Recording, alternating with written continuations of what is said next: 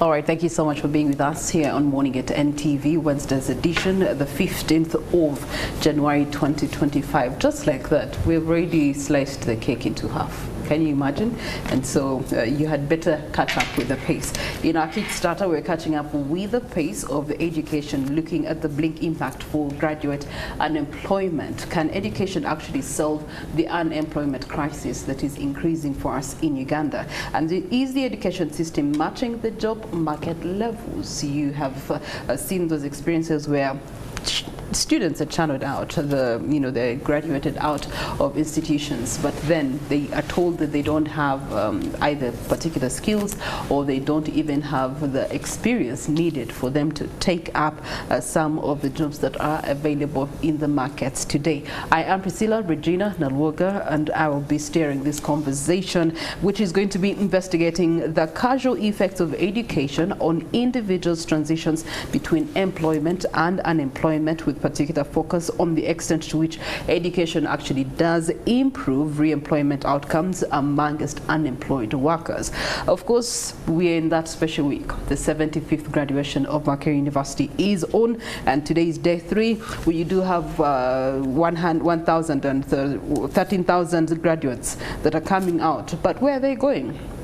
How many jobs are readily available for them?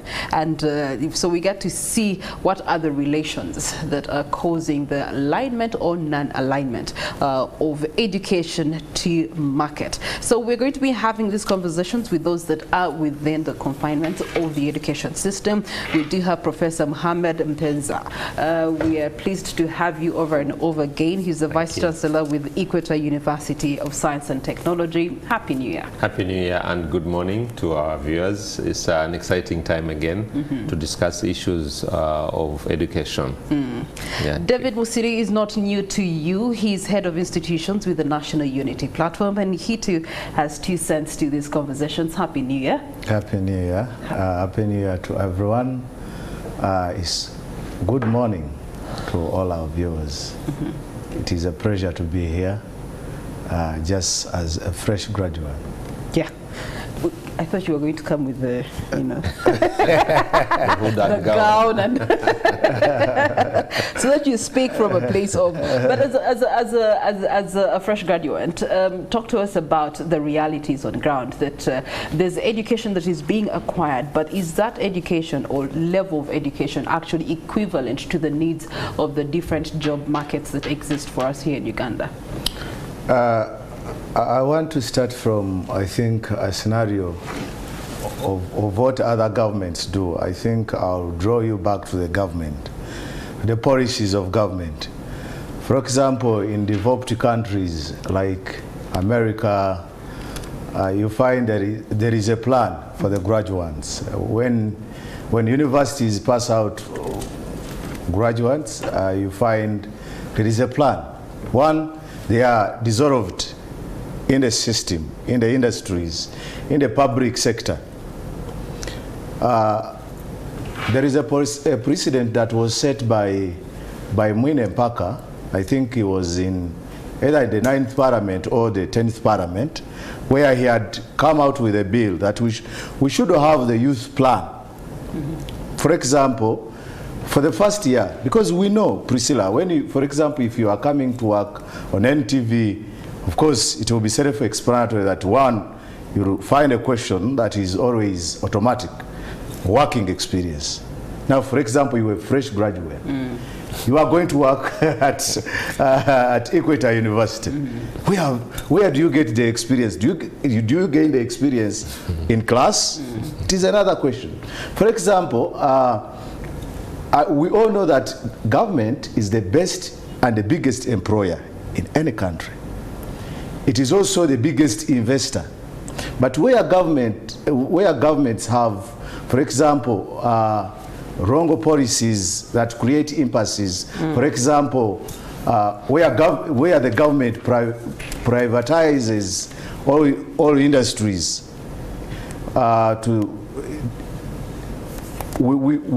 in most cases we can create impasses like, for example, unemployment, because we know that even what is happening today, that we are still for example, that is still thriving in this country, we can go to the sector of health. Yesterday, people from CHS graduated, and I had them make their oath in the tent. And we know that for them, they have a policy that, for example, before you go to work anywhere, you should be an intern.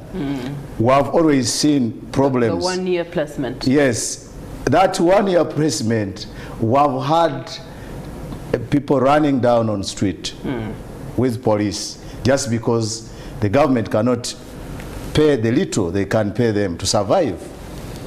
And you know, they have always also complained that actually in these hospitals that they are doing intern from, they are not drugs.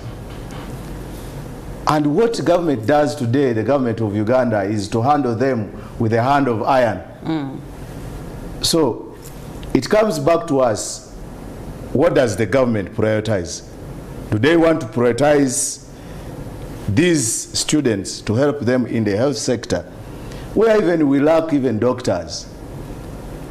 I have colleagues that I can even mention. For example, I have Dr. Ivan Sempija, who is Guilty President Emeritus from the Hill. He's one of the people that topped their class as a doctor, a medical doctor. Today he's not practicing his profession. He actually ran to the business world. Priscilla, in this country, we have students that are engineers by profession, but today they are traffic officers. Some are even bankers. So we have a problem in the country. So it comes back to the policies. What does the government really prioritize? Do they want to build a strong nation? Do they want to give us a future that everyone deserves in this country? Okay. For example, we would even actually be accommodated. For example, other countries have policies that after university, you enroll in the army, serve the army for like 1 year.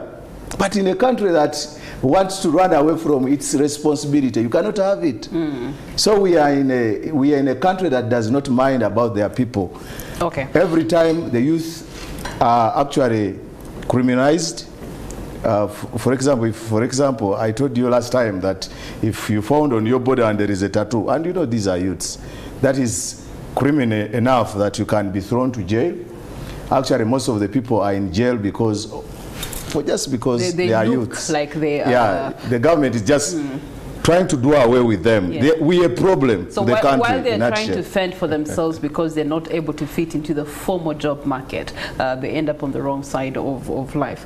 Okay, Professor, as we look into the statistics and the trends for unemployment, and considering what our friend David here said, unemployment rates in Uganda have averaged 3.16% from 1996 to 2023.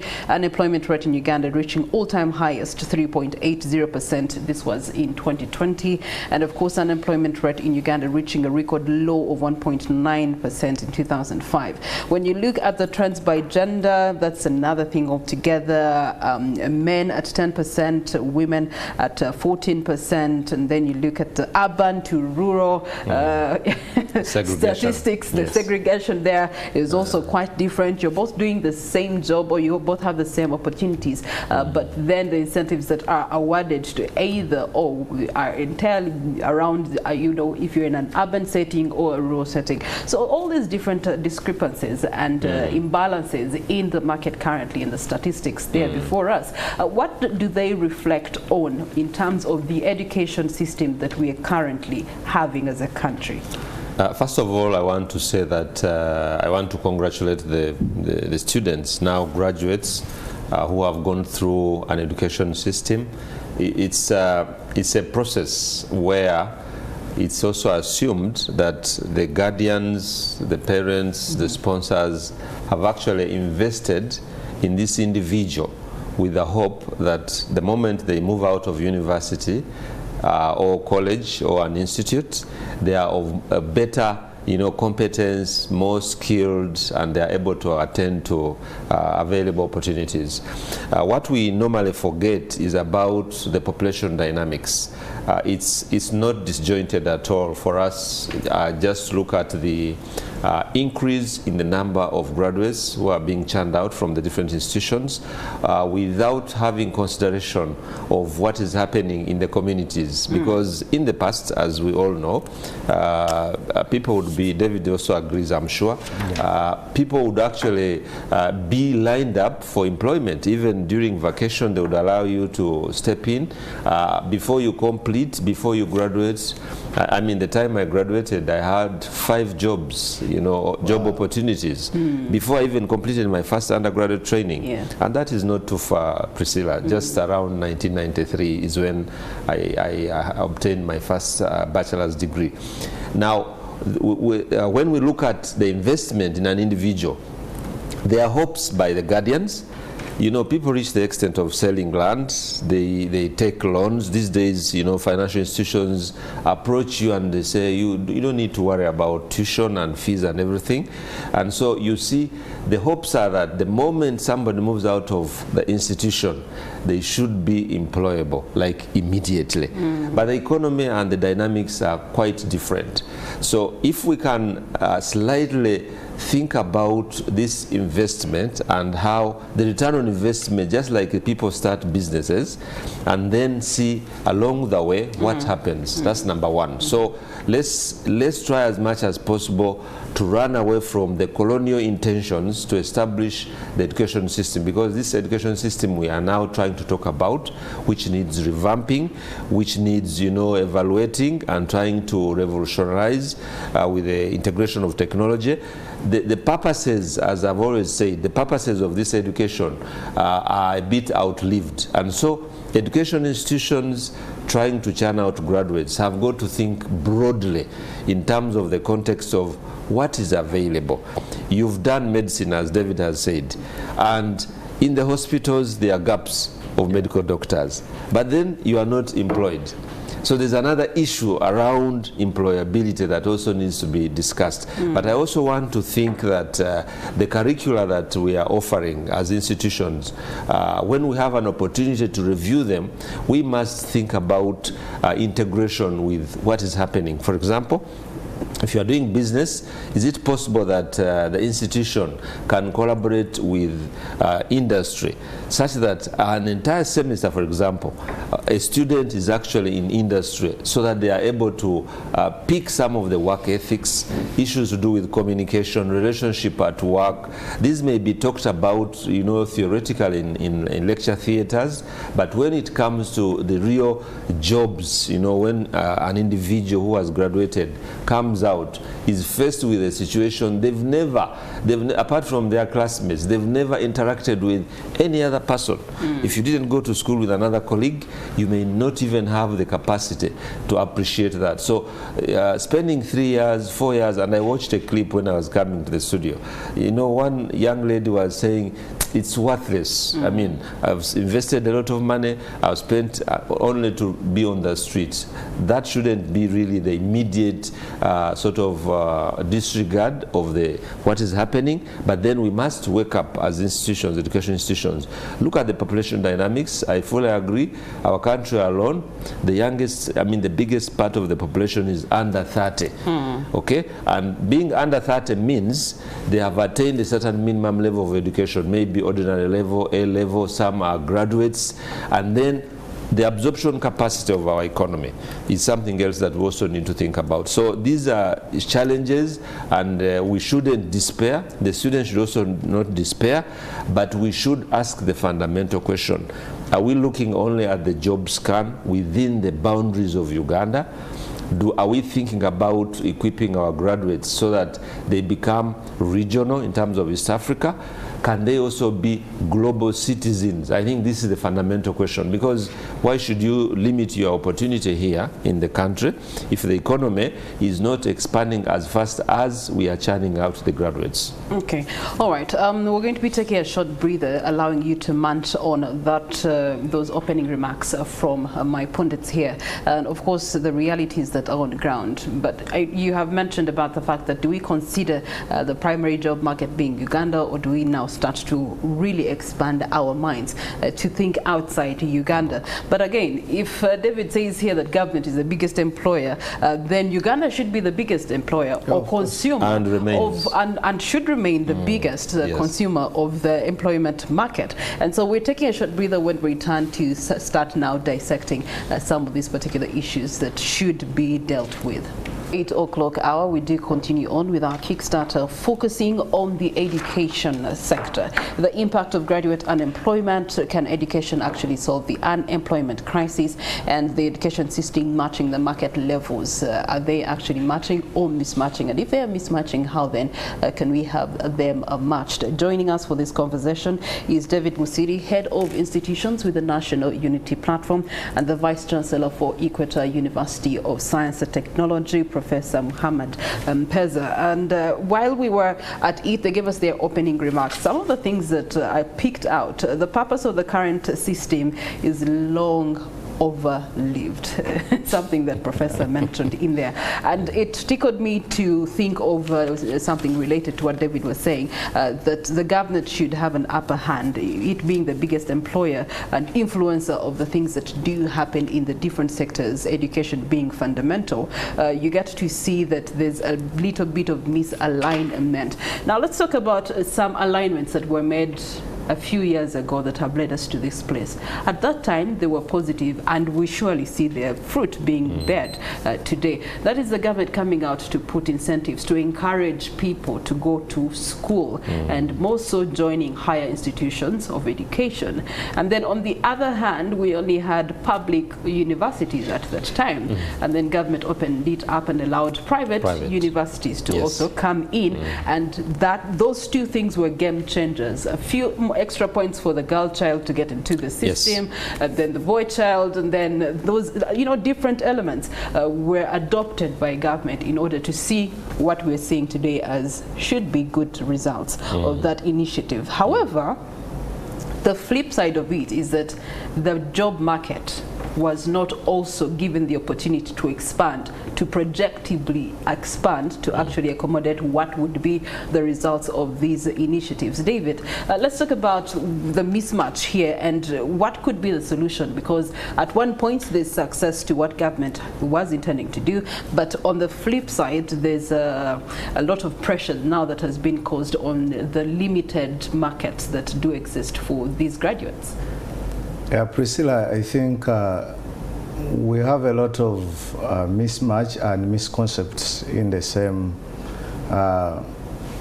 space. For example, while the government is somehow privatizing institutions and also inspiring a lot of people to join, it is also important for us to know where is the problem coming from. For example, the standards of education, we can look at the inception from when I joined university. For example, when I joined my secondary school, apart from speaking about the curriculum and the like, we look at for example, it is a pleasure to have Prof Muhammad. I think he deserves to be appreciated. Thank you. I have been in circles, for example, in Makerere University, where there is a lot of draconian policies that come one after the other. The first one was in 2018, where we were grappling with a tuition increment, 15% tuition increment for the 5 graduate years. It means after 5 years, if a lawyer was paying, for example, 2 million, they will be paying 4 million. And look at the economy. And beyond that, still, these, for example, the guild leadership, the house is not also allowed to operate independently.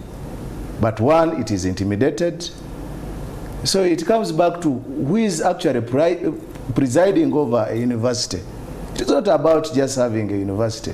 If you have a university, for example, like Equator, It should be very important for you to know whoever is pretending over Equator, is he the right person with the right intentions? For example, we have Professor Barnabas Nawanga. You can sometimes we wonder a professor to intimidate students when there is no constitution that pretends over the national constitution. For example, in Article 29(1)(d), it states the freedom of association and assembly. But plus also, sometimes you are even given freedom to peacefully demonstrate. Now, for example, if you come from that background where you are one crippled, suffocated in the university, how do you even compete for the job market? Sometimes, you see, sometimes we are talking about East African community where you have colleagues of ours from Kenya who are very aggressive. I am telling you. That's why while we are discussing Uganda, we must discuss it versus other university. When you, for example, if you interact with students from Nairobi, from Kenya, or Jomo Kenyatta University, versus students from Makerere University, you see a difference. Okay. David, you speak of the challenges and problems, and those are present, but I think they also give us opportunities to see what things can be done to improve or to even have a better stance to the discussion that we are having. So what are some of those that have come to you as solutions or way forwards that you think, if adopted, could actually help align the graduation of 13,000 students at Makerere University this week with the employment opportunities that do exist, that they may not be able to take them all in? For me, I think, one, for the universities themselves, I think we should lay out an investigation to the administrators.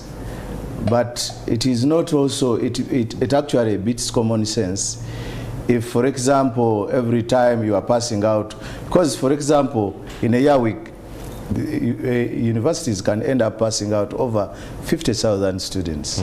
You know, while we are having 13,000 from Makerere, there is over 20,000 from Chambogo, as UCU. But this space, it is the same, but you are just compacting people. You know, you have a few jobs. Right now, people are crying for unemployment, and still you are adding on without a solution. So for me, I think we can do also what Professor Tam does, job mapping.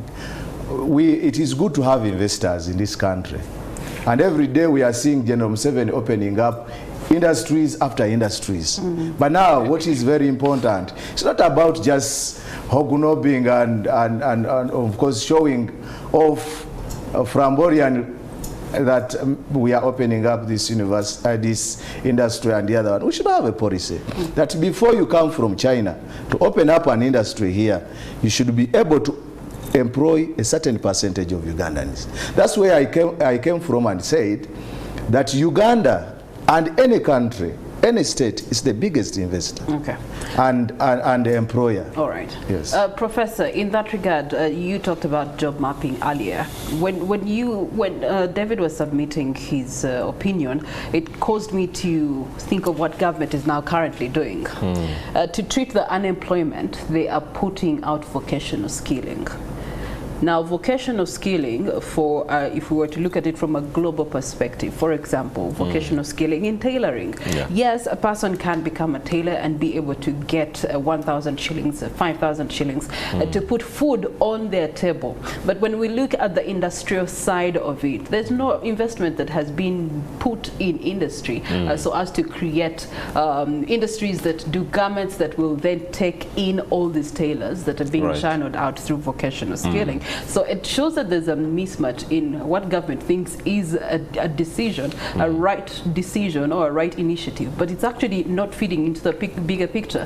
My imagination would be that, okay, if you're channeling out tailors, you don't have the capacity to put up the industries for them, but you do have investment relations with China. And then, you know, you can have labor externalization to China for them to have better livelihoods. Wouldn't that be the case?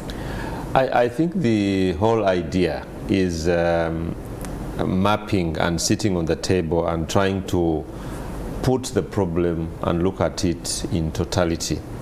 And this is where the issues actually run out of scale.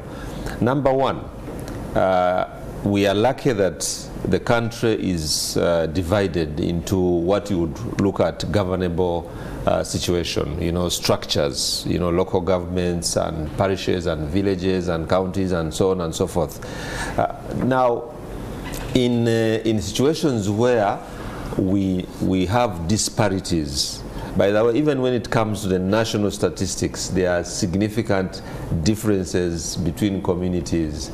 Even when you look at the number of graduates you are talking about, you'll find that certain areas of the country are disadvantaged compared to others. You'll be very, very surprised that the concentration is in specific areas. So looking at the problem in totality still remains a key issue. Now, who plans for the country? The Ministry of Education and Sports is the mother ministry that is supposed to provide oversight on what is going on within the education system. Now, when it comes to vocationalization and skilling, again, these are transitional. I think they are temporary arrangements that are supposed to attend to the need in the community. The youth, for example, I mean, rather than, like, you can see the mass transition, the mass movement of young people going to, for like low-level jobs in the Middle East. On one hand, it appears to be a terrible thing. On the other, it provides some temporary solution in trying to find job opportunities for young people. The question, Priscilla, would be, this lady or gentleman who has been in the Middle East doing some unskilled, most of the jobs are really not, they are not really through the formal structure, and therefore the pay is also, and then we also have middlemen. You have companies that are really trying to make money out of these young people. Now, what happens to this category of people after a certain period, 5 years, let's say? First of all, they have lost out in the education system. Majority of the people who are going out are youth who have dropped out. Most of them, I mean, sometimes you travel on the flights and you see the groups at the airport. So the key issue is who focuses on what aspects. Now, let's come to the training institutions as well. Is it also feasible that we can actually decide to take on shared responsibilities? Let's say Equator University of Science and Technology, I'm based in the greater Masaka region.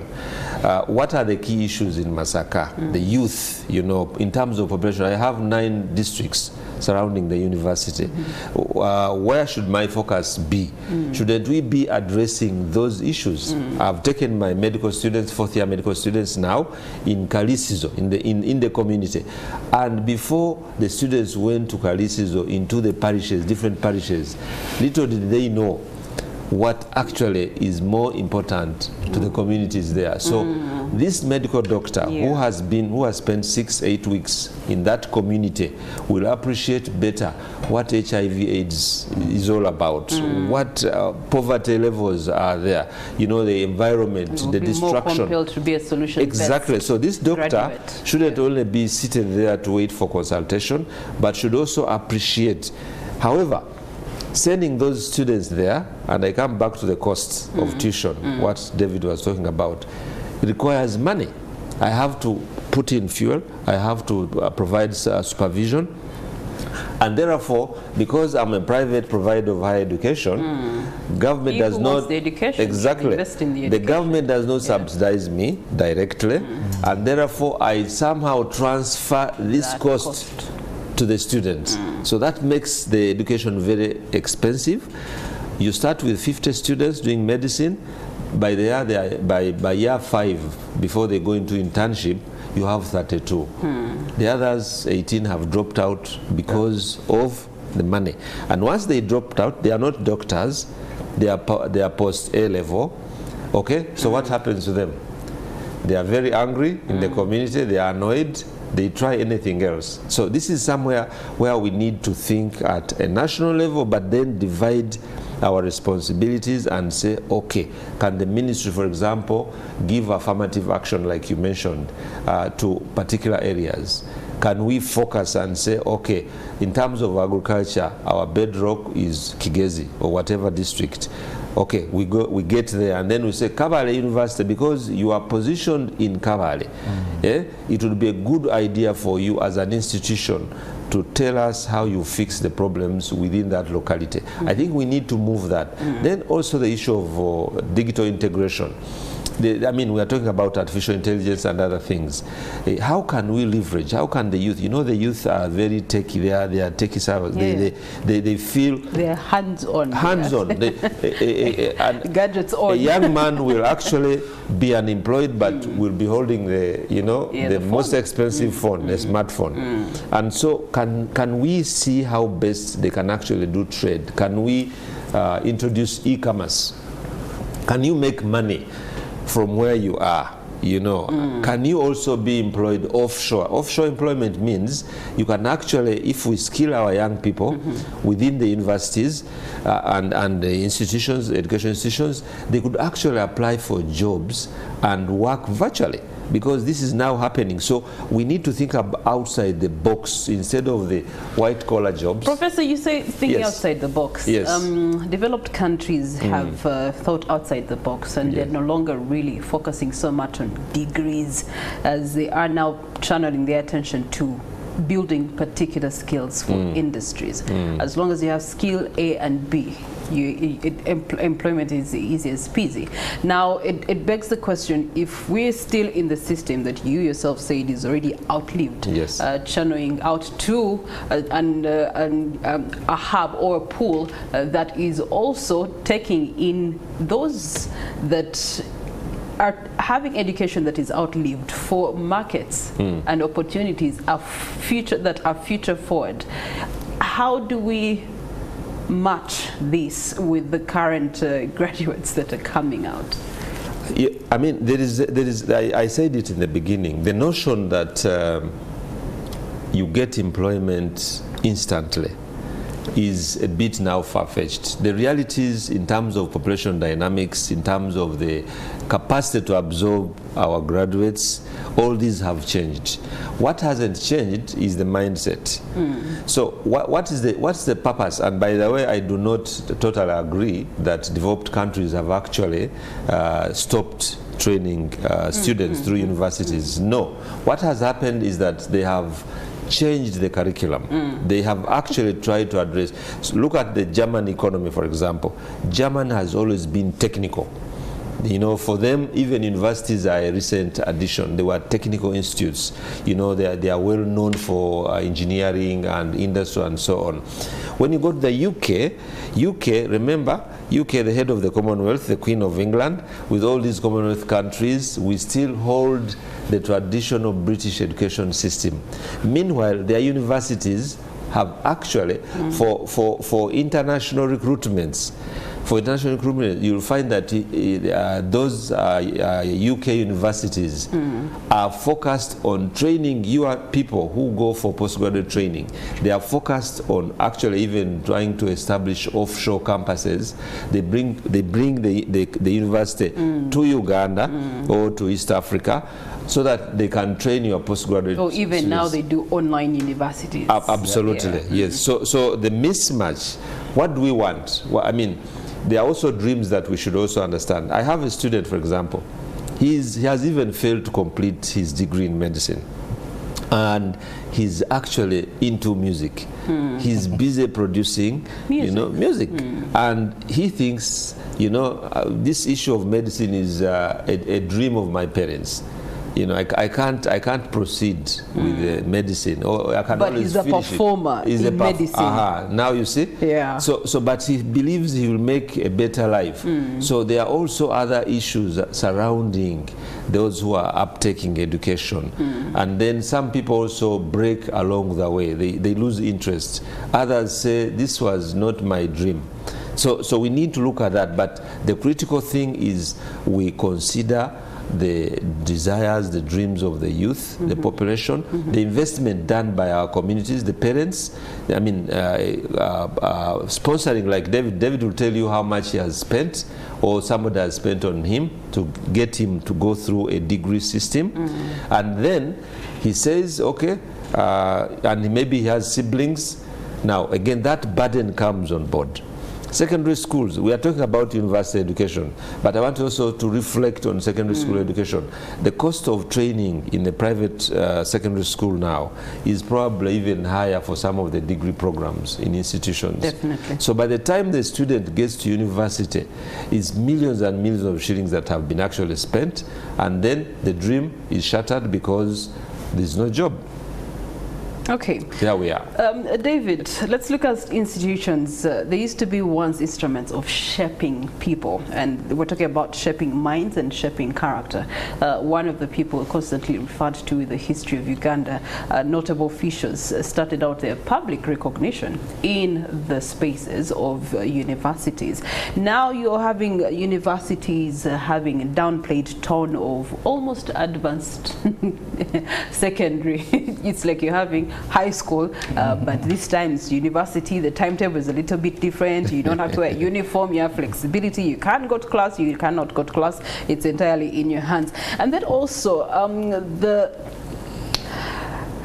what's the word I can use? The entry and emphasis on politicizing education at university level has also affected how students are appreciating the importance of education by and large.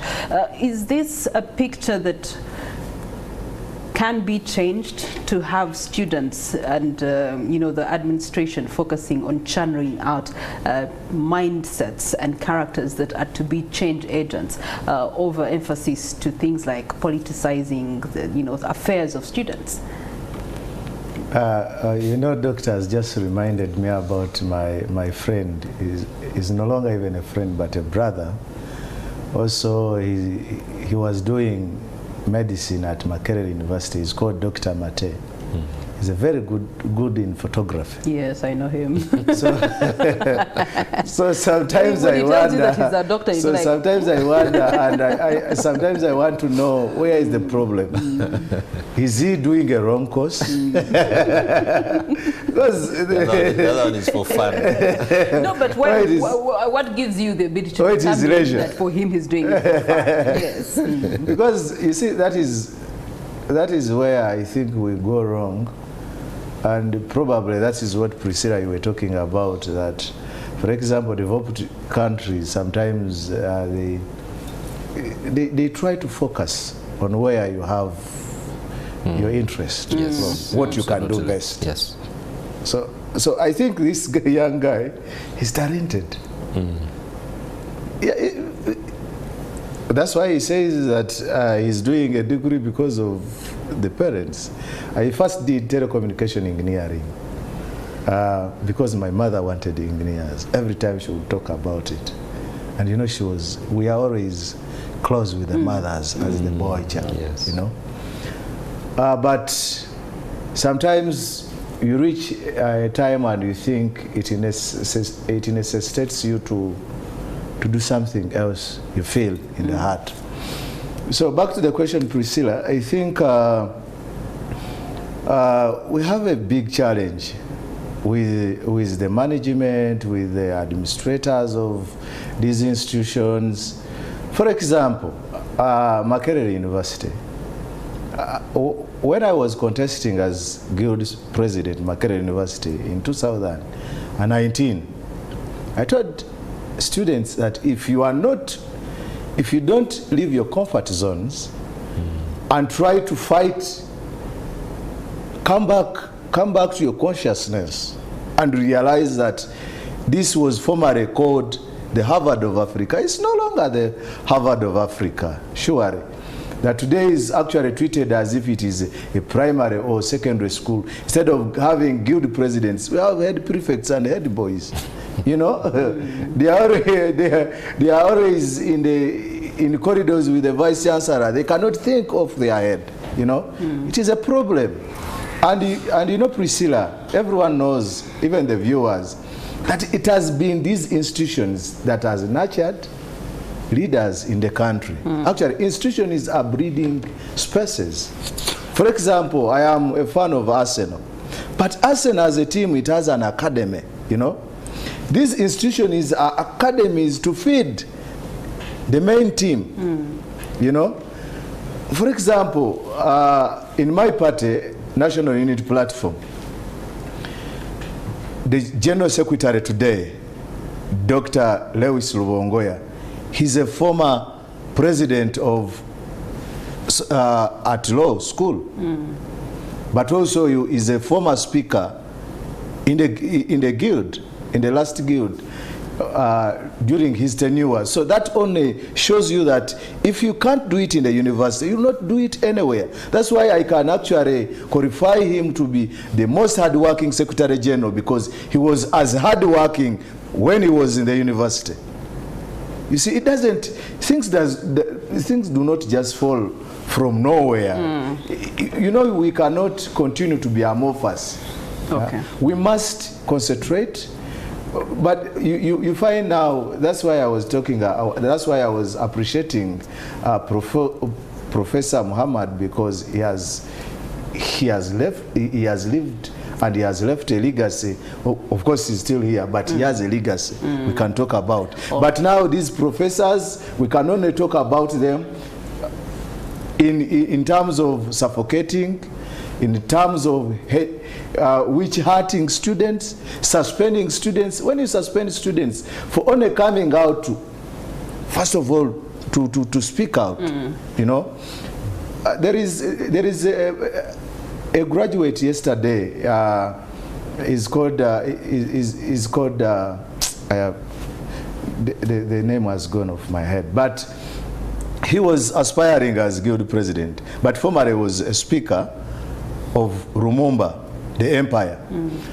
And now this guy, because there was a lot of problems up next at Makerere University, he tried to create a platform, an online platform, so that we can communicate, just Zoom. But he was suspended for only calling, for only having that platform, you know. You call a meeting on Zoom, and the professor is watching through his personal assistant called Gordon Murangira, and that can tantamount to your suspension from a university. We can't have such weird leaders in the universities.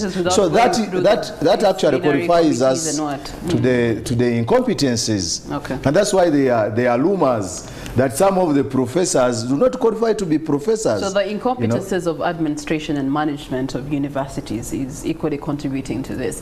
We do have another sector that is a growing sector here in Uganda, that is the aviation industry.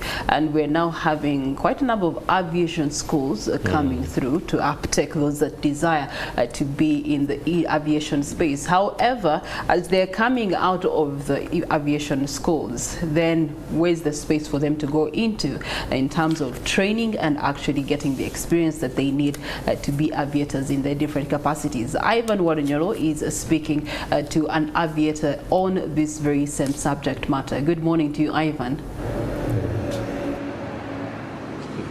Well, Priscilla, a very good morning to you and our audience. I am coming to you from Katavi, here in, of course, Wakiso district. And like you rightly put it, we're speaking matters aviation. For a fact, it's almost 40% of the aviation personnel in Uganda are foreign, not Ugandan nationals.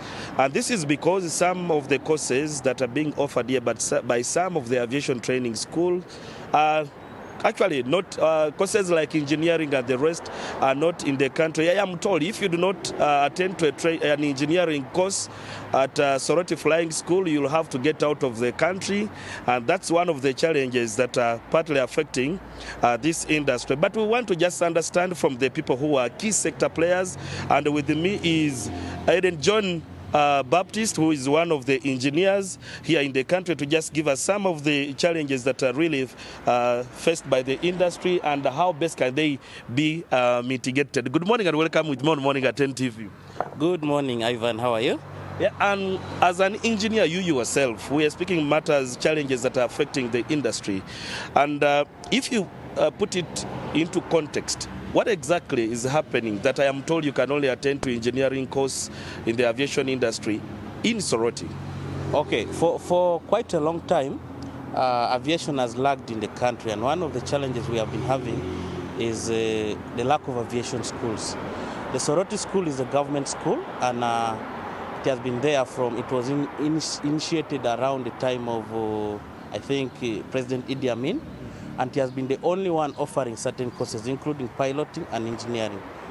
However, so what has been happening, it takes a limited number of students. The rest of them go out of the country because they don't have any other option. Did you yourself get a chance to study there, or you went out of the country? I was one of the lucky ones. I studied in Soroti, but a lot of our colleagues left for other countries like India, China, and so when they came back, they faced challenges because they may have studied from there, but those schools were not approved by the national authority, National Aviation Authority. So Soroti was the only one which was approved at that time. So that is one of the biggest challenges, the lack of schools. But right now, as you can see in my background, this is Georgia Aviation Academy. It's what I was coming to. You are the one of the trainers, leading the training at the Georgia Aviation School. So what exactly is this you're bringing on table, and how do you want it to be perceived by the public as far as how you want to address the challenges, among them the engineering course?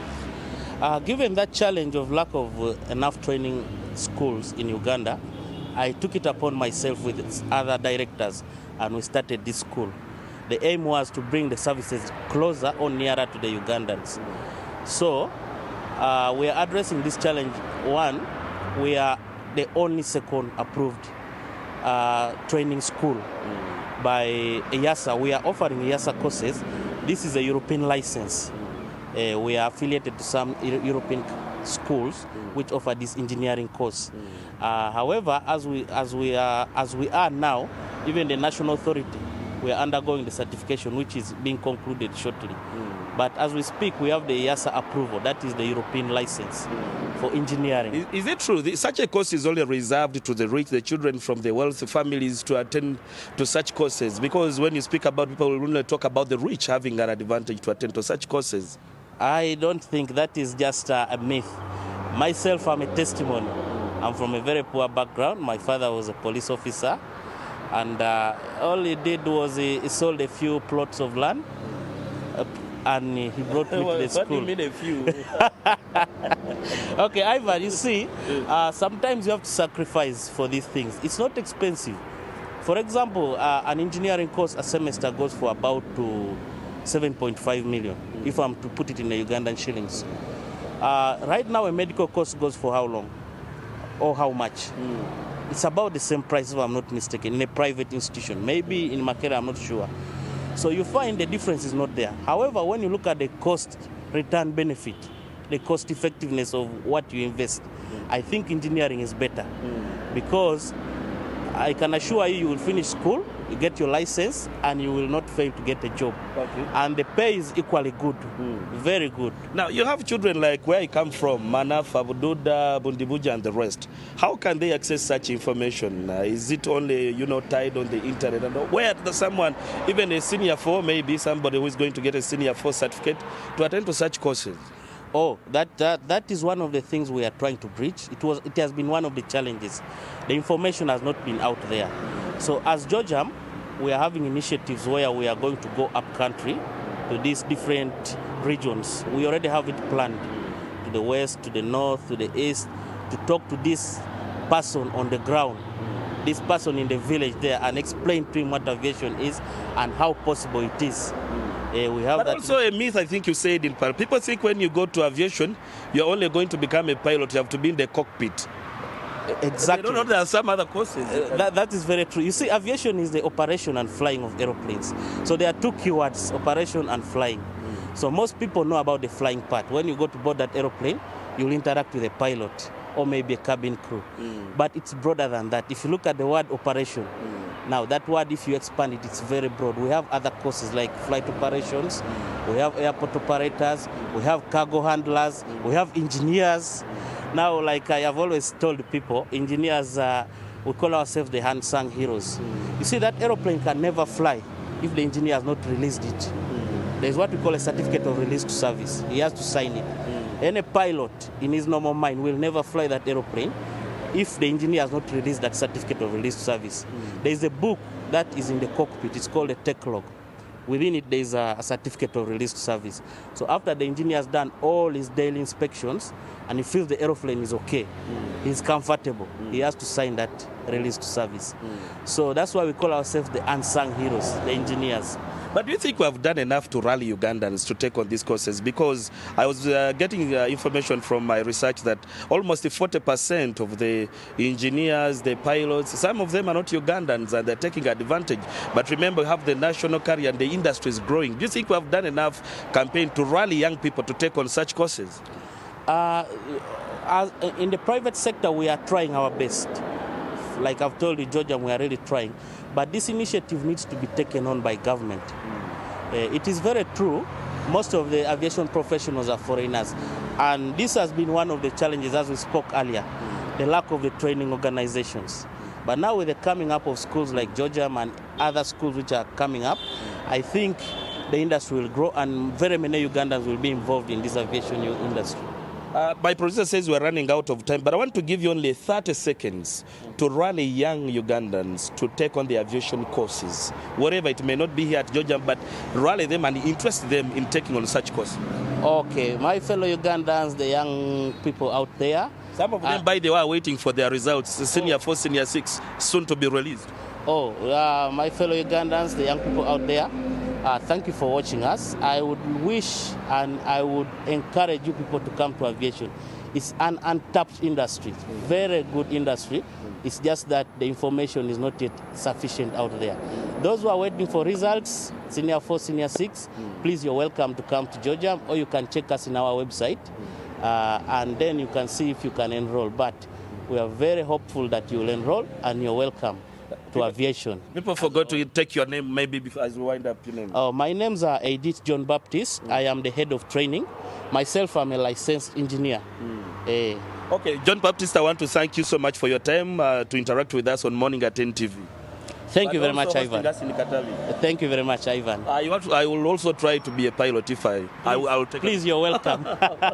Well, John Baptist just giving us insights on the aviation industry, of course, which still remains untapped.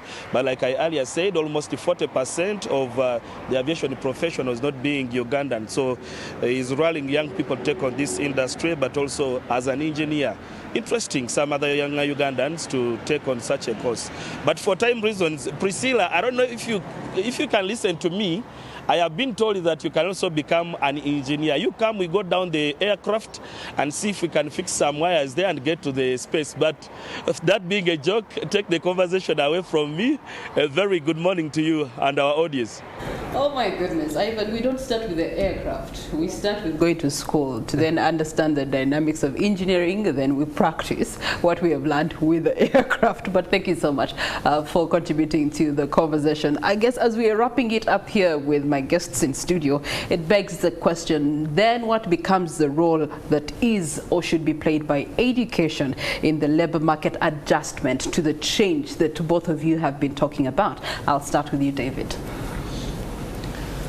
I think Doctor was talking about, I just wanted to a little bit draw you back to what Doctor was talking about, and it is touching everyone's life. These young people we lose every day to the Arab world.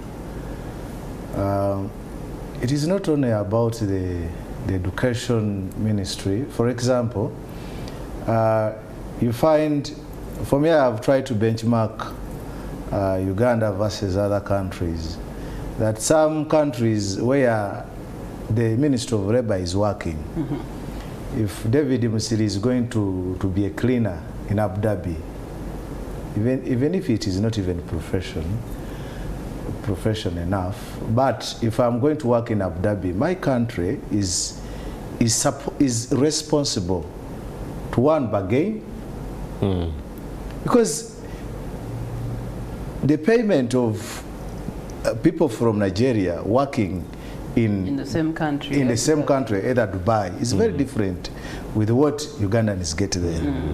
So this draws us back to,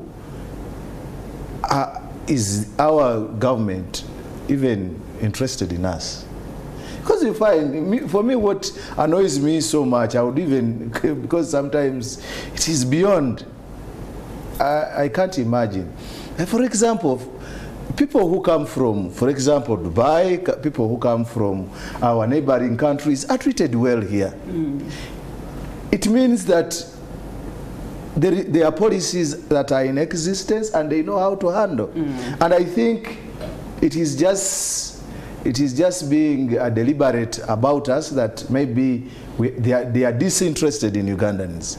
You know, I think even the president, if possible, would even prefer all of us dying one day and we get a new population in this country. So it is so much important that, of course, it is a syndicate.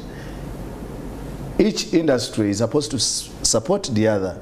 It is not only, for example, education that can mitigate the factor alone. We need other players in this country. So we pray that, for example, I think the young people, I want to talk to the young people generally, that we must be conscious. For example, we are in a country which does not have even a wage limit, you know. That, for example, Priscilla, you will not be paid beyond a certain amount of money, or below a certain amount of money. There are people in this country who actually don't earn anything, but they are working.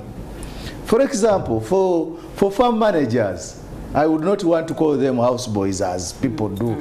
For me, it is not good, because we are brought up in a good society. Okay. So I think it is very relevant that we can have a country, one that can have a wage limit, job security, but most importantly, you know, why would we be in a country that does not even look after us? Okay.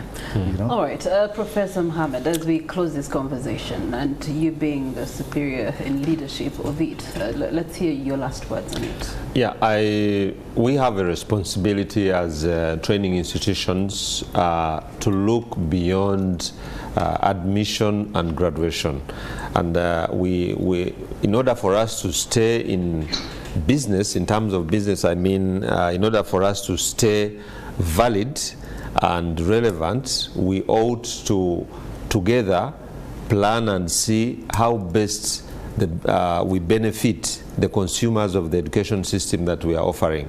And that's number one. Number two, we would like also to request the regulators to actually flex, you know, some requirements in terms of enabling institutions to actually scope out and try to get into realities rather than becoming too academic and structured. I think that's where our problem is, because life outside the institution is not structured. It is actually, if I may say, is amorphous. It's like you hit the ground running, and you have to survive. Last but not least, I would like also to ask our consumers of education and the graduates from education training institutions not to despair, and know that once you have attained a certain minimum qualification, that prepares you to open up your mind, to become more innovative, and also become more flexible as you get into the job market, not only focused in Uganda, but beyond the borders. All right, thank you so much, gentlemen, for your submissions to the subject matter of today in our Kickstart